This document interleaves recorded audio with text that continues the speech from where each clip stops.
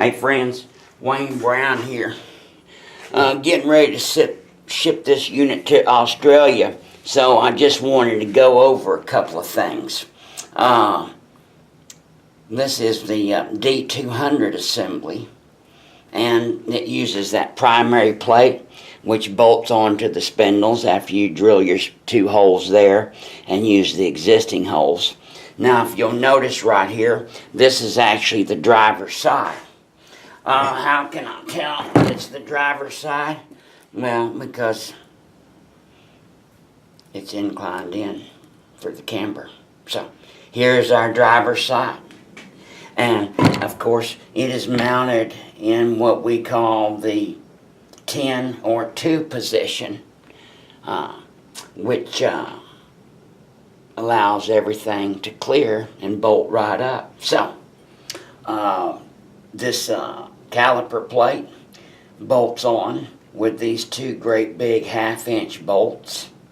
The primary plate is 1/2-inch laser cut.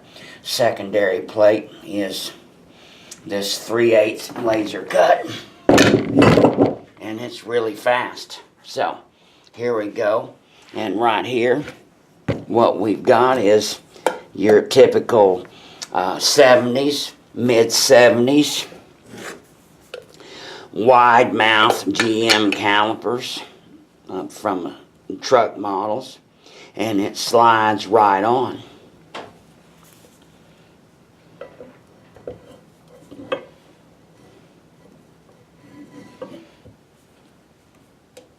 And then of course your guide pins go in.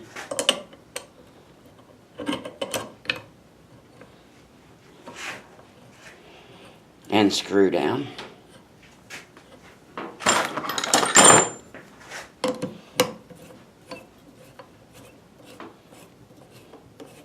And of course, your bleeder screws are always going to the top.